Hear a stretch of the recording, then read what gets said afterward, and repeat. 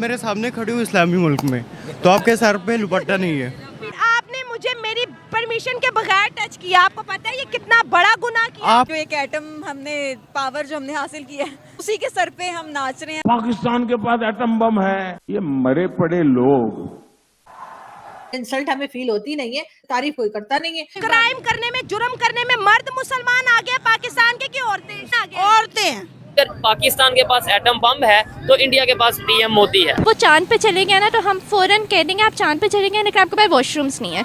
मोदी जैसे अनपढ़ बंदे ने अपनी एजुकेशन पे रिफॉर्म्स की है। हमने ट्रेनिंग भी की है, हम जाएंगे इंशाल्लाह। आप जाके क्या करेंगे? ड्रोन तो ऊपर से चलाएंगे। POK has never been out of this country. It is part of this country. आपकी तरबियत पे बहुत बड़ा डिफेक्ट है। 10 डिफेक्ट तो मैंने मैं मदरसे से सीख के आई हूँ।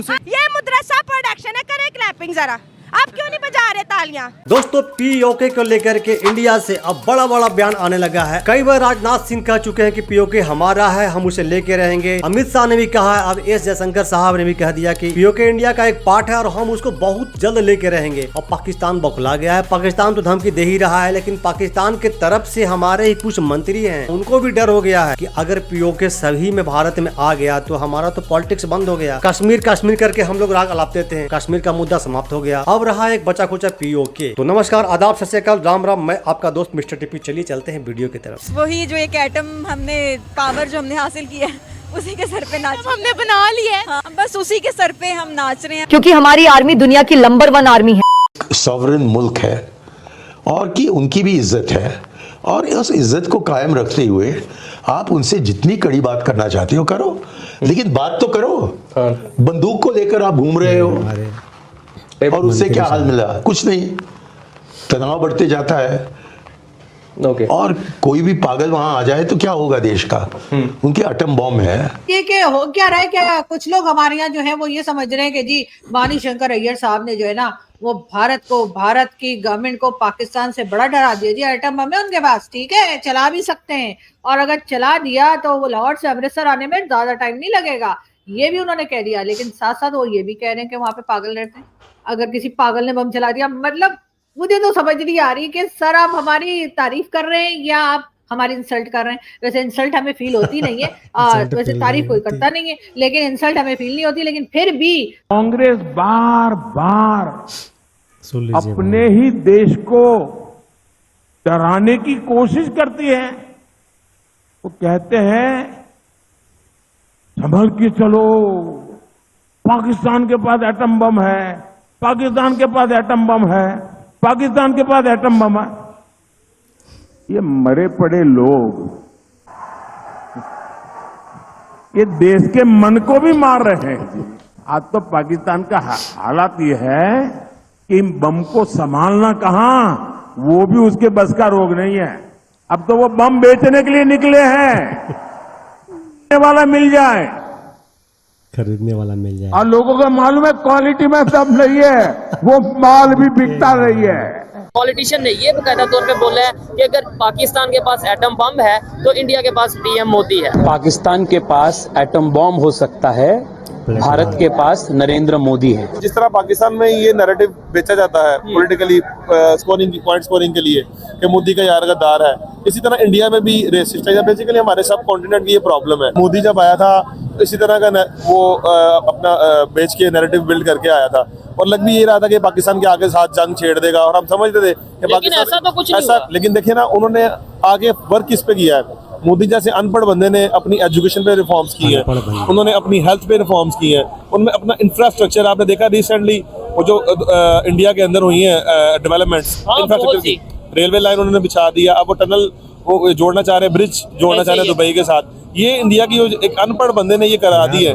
वो नैरेटिव इलेक्शन तक वो महदूद रखते हैं, लेकिन फोकस वो अपने मुल्क की जरूरियात पे करते हैं। कराची और मुंबई का कंपैरिजन किया जाता था, आज मुंबई कहाँ पे है और कराची कहाँ पे है? कराची के आजकल जो है वो हालात जरा ज्यादा खराब है। अभी तो मुंबई काफी आगे ज्यादा जा चुका है। उनकी जीडीपी कहाँ है, हमारी जीडीपी कहाँ है? आप जब अपने बच्चे का किसी का रिश्ता करते हैं तो आप दूसरी फैमिली को देखते हैं, तो माशरे में आमतौर पे एक अच्छे शहरी होने की मिसाल ये देखी जाती है कि यार इसके अपने हमसाये के साथ ताल्लुकात कैसे हैं, ठीक है। और आप ये देखें हम कैसे ऐसे में हासिल कौम, ऐसी कौम है कि हमारे अपने हमसाये, इधर हमारे इंडिया है उसके साथ ताल्लुकात खराब है, इधर हमारे ईरान है, उधर सुन्नी शिया फसादात की आड़ में हमारे ताल्लुकात खराब है। इधर अफगानिस्तान है, रिसेंटली जो इमिग्रेंट्स निकाले हैं उसके साथ अफगानियों की किधर हमारे दिल में क्या इज्जत रही होगी। हम उन्हें क्या फायदा दे रहे हैं? हम उन्हें कोई फायदा नहीं दे रहे, उल्टा हम तो उनसे फायदा लेते हैं। हम उनसे पैसे मांगते हैं, हम उनसे कर्ज लेते हैं, तो वो जिसे दे रहे हैं वो उसे प्रेफर नहीं करेंगे। जिनसे उन्हें फ़ायदा मिल सकता है, जिनसे उनके बायलैटरल रिलेशंस अच्छे होंगे, जिनसे जहां इन्वेस्टमेंट करके उन्हें फ़ायदा होगा। अब हम पाकिस्तानियों के पास ना एक ही वो होता है लॉजिक, हम जो भी वो हमसे बात करते हैं हम उसको काउंटर कहते हैं आपके कंट्री में वॉशरूम्स नहीं, इंडिया के बारे में सिंपल। आप उससे आगे नहीं सोचते हमारी कंट्री में क्या है, एटम बम मतलब हम ना नेगेटिव्स की तरफ सोचते हैं। अगर वो कुछ अच्छा कर लेना, वो चांद पे चले गए ना, तो हम फ़ौरन कह देंगे आप चांद पे चले गए लेकिन आपके पास वॉशरूम्स नहीं है। लेकिन कम से कम वो कर तो रहे हैं ना, हम तो कुछ नहीं कर रहे। आप मेरे सामने खड़े हो इस्लामी मुल्क में, भाई तो आपके सर पे दुपट्टा नहीं है, ठीक है? और भाई तुम लोगों का इस्लाम दुपट्टे से क्यों शुरू होता है, दुपट्टे पे क्यों खत्म हो जाता है? पकड़ो अपनी चादर, मेरे पास है, I have my own shawl. आपने तो ये मेरा डिसीजन है ना, तो आपका थोड़ी ना। आपका डिसीजन क्यों है? अल्लाह के हुक्म अब देखो, आपने मुझे मेरी परमिशन के बगैर टच किया। आपको पता है ये कितना बड़ा गुनाह किया? आपको मैं टच नहीं किया, आपके सर पे अपनी आपने क्यों नहीं बहन? अरे हम जाने के लिए इंशाल्लाह हमने ट्रेनिंग भी की है, हम जाएंगे इंशाल्लाह। आप जाके क्या करेंगे? ड्रोन तो ऊपर से चलाएंगे, ऊपर से जो मर्जी हो, अल्लाह हमारे सामने कोई नहीं आ रहा, ऊपर से आ रहे हैं। ऊपर से सब कुछ हो रहा है, आपको क्या पता? आपको पता है कि ना मुसलमान जाए, वो तो बिल्कुल भाई फलस्तीन। आप अपनी जिम्मेदारी पे हमें भेजती हैं, मैं जाने के लिए रेडी हूँ। फ्लाइट्स ओपन है, सब फ्लाइट करवाएं, आए अपने पैसों पे जाओ, अपने जज्बे। फ्लाइट्स ओपन है, आपका जज्बा इन्होंने पहला जज्बा कह रहे हैं ना, वो जो बात कर रही है उस पे अमल करें। हम औरतें हैं, हमें जज्बा उठता है उनको तकलीफ देख। मैं क्या बताएं, क्राइम करने में, जुर्म करने में मर्द मुसलमान आगे पाकिस्तान के की औरतें? सही बात है, कौन आगे? औरतें हैं, मेरे हिसाब से औरतें हैं, क्योंकि औरतों में बहुत जज्बा है। नहीं, क्राइम जुर्म करने में बहुत जज्बा है। गृह मंत्री अमित शाह संसद के अंदर कई बार बयान दे चुके हैं कि पीओके भारत का है और इसके लिए जान भी कुर्बान है। अब रक्षा मंत्री राजनाथ सिंह ने पीओके पर बड़ी बात कह दी। बड़ा सवाल यह है कि आखिर कैसे भारत पीओके को वापस ले सकता है। पीओके के अंदर जिस तरह लगातार विरोध प्रदर्शन हो रहे हैं, पाकिस्तान सरकार के विरोध में हंगामे हो रहे हैं, भारत पीओके में जनमत संग्रह की मांग कर सकता है। पीओके वापस लेने का दूसरा तरीका है युद्ध। नियंत्रण रेखा पार करके भारतीय सेना आसानी से पीओके पर कब्जा स्थापित कर सकती है।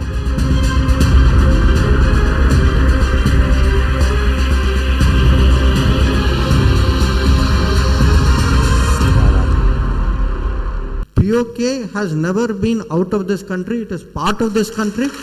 There is a resolution. I remind you, there is a resolution of the Indian Parliament that POK is very much a part of India. सब मुसलमान मरने के लिए पैदा हुआ है, जीने के लिए नहीं। मुसलमान ने बहुत जी लिया, मुसलमान कुर्बानियों के लिए पैदा होता है। मुसलमानों को हमेशा कुर्बानियों के लिए अल्लाह ने पैदा किया और मुसलमानों जंग में लड़ेंगे, मरेंगे, गज़वा हिंद करेंगे। हम गज़वा हिंद करेंगे, हम इसराइल के खिलाफ लड़ेंगे, हम अल्लाह हमें मौका दे, हम हर जगह पे तैयार हैं। स्टेट क्यों नहीं बोल रही? अपने प्यारे स्टेट क्यों नहीं बोल रही? स्टेट ने करता। स्टेट क्यों नहीं बोल रही? आप बोल रहे हो। आपकी तरबियत पे बहुत बड़ा डिफेक्ट है। 10 डिफेक्ट तो मैं मदरसे से सीख के आई हूँ। ये मदरसा प्रोडक्शन है, करे क्लैपिंग जरा। आप क्यों नहीं बजा रहे तालियां? आप क्यों नहीं बजा रहे? मदरसा में ये सिखाया जाता है आपको? यही सिखाया जाता है। ये सिखाया जाता है आपको? हम में क्या भाई हम एटमी कुव्वत किस लिए हैं? वो एटमी कुव्वत फिर वो शादी पे चलाने के लिए बनाया है ना एटम बम? है किसके लिए? शादी पे चलाने के लिए। कब चलाया शादी पे? किसने चलाया? नवाज शरीफ की शादी पे जंगों में चला ना, शादी पे। जरदारी की शादी पे चलाया किसी ने? जो भी हो जाएगा, ठीक है ना, शहीद हो जाएंगे और क्या होगा इसके लिए? इससे ज्यादा क्या हो जाएगा? ठीक है, शहादत है इंशाल्लाह अल्लाह के हुक्म से। कुछ नहीं है, करते हैं हम शहादत की मौत के लिए, मरने के लिए रेडी हम। तो दोस्तों देखा आपने, एक लड़का ने शरेआम कैसे बदतमीजी किया नैला के साथ, अपना सोल उतार करके नैला को उड़ा दिया। नैला ने जब काउंटर अटैक किया, तुम लोग का इस्लाम यहीं से शुरू होता है, यहीं पर खत्म होता है। तब लड़के ने बताया कि मैं मदरसा से पढ़ा हूँ। तो भाई मदरसे छाप स्टूडेंट से आप और क्या उम्मीद करती है नैला जी? एक भाई ने बार बार मोदी जी के बारे में कहा कि अनपढ़ मोदी अपने देश को कहां से कहां लेकर चला गया। आप लोग जो बातें करते हो ना मोदी जी के बारे में उल्टा सीधा, चलो आप जलते हो, नफरत करते हो मोदी जी से, कोई बात नहीं, लेकिन हमारा देश के प्रधानमंत्री हैं, उनके बारे में ऐसा अपशब्द ना यूज करें। आपके देश के पढ़े लिखे प्रधानमंत्री कुछ दिन पहले एक वीडियो में डाला था, लंदन में क्या हास्य था उनका, सड़क पे भागे जा रहे हैं आम पब्लिक की तरह, यही उनका प्रोटोकॉल है। क्या पीओके को जल्द से जल्द भारत की हिस्सा बनना चाहिए? एक कमेंट के जरिए जरूर बताइएगा दोस्तों। तो मिलते हैं एक इसी टाइप का न्यू रिएक्शन वीडियो, तब तक के लिए नमस्कार, राम राम, जय हिंद।